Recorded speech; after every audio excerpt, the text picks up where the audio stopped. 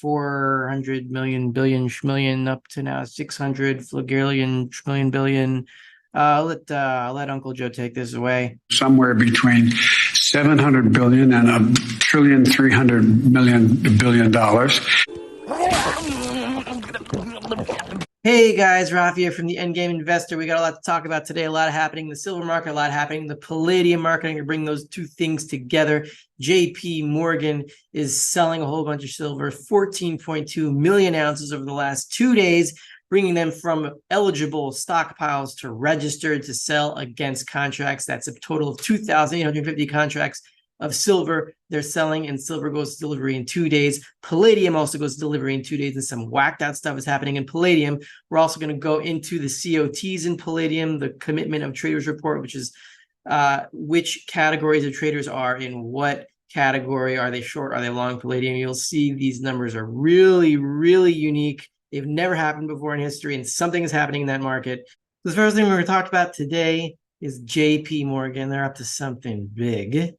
JPMorgan over the last 2 trading days, Friday and Monday, has put for sale, not sold yet, put up for sale 14.2 million ounces of silver. This is their eligible stockpile. Eligible is not for sale. Now, keep in mind when you're looking at this, it looks like a huge pile, but 103.176 million of these ounces, of these 117 million ounces, 103.17 of them belong to SLV, so they cannot go for sale, at least not legally. We have here a stockpile of 117 million ounces, 103 belong to SLV, so that's about what 117 minus 103 is 14 million ounces, a little less than 14 million ounces left that they could possibly put for sale in the registered category. That is less than the amount of silver they already put for sale over the last 2 days.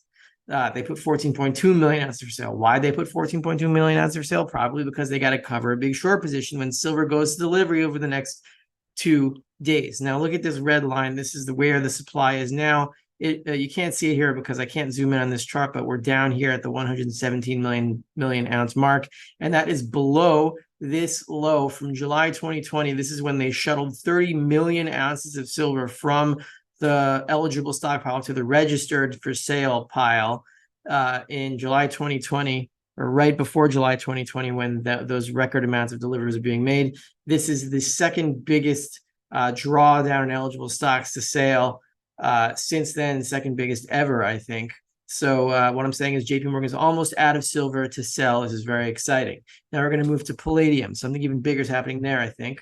So first of all, here's the palladium physical premiums I got from Gold Charts or Us.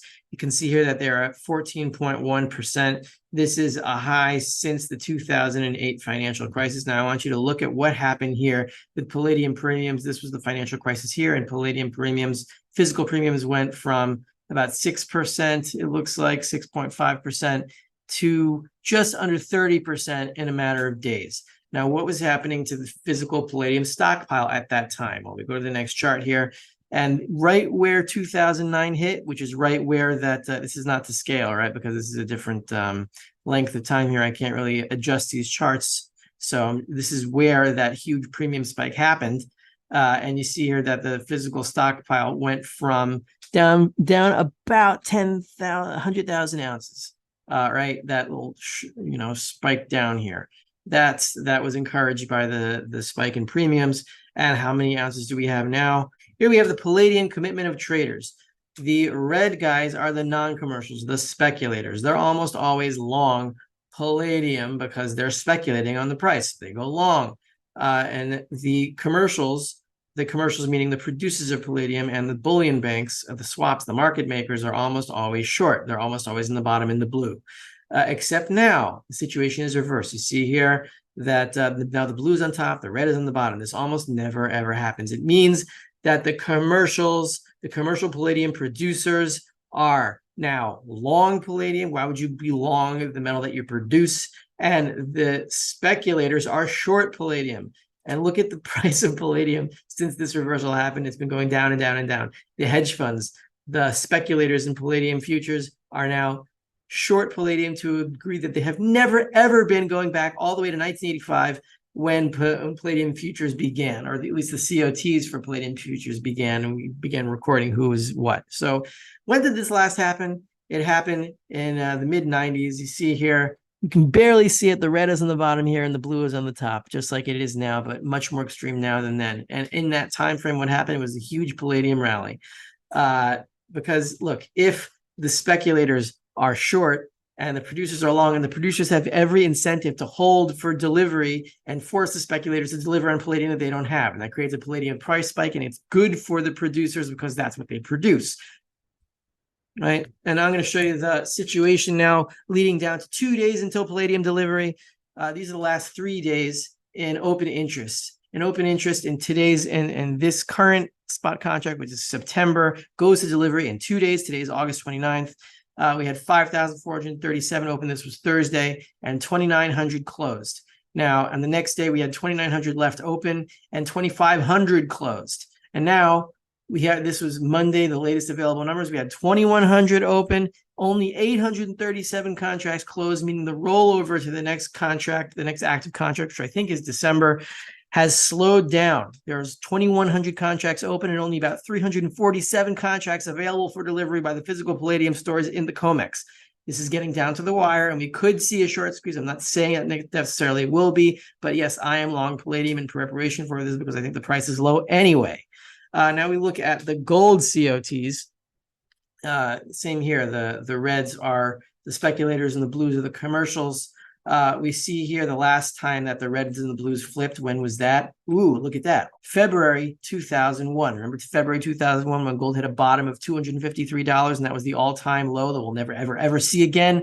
Well, that was February 2001, specifically when the red was on the bottom and the blue was on the top, meaning the speculators were short and the commercials were long gold, and that was the ultimate bottom. We saw a very similar situation almost where the red and the blue switched. Not quite, they didn't, but it got very, very close during the 2015 gold bottom. And here they switched for maybe a few days during the 2019 bottom, indicating that it is a major bottom, very likely.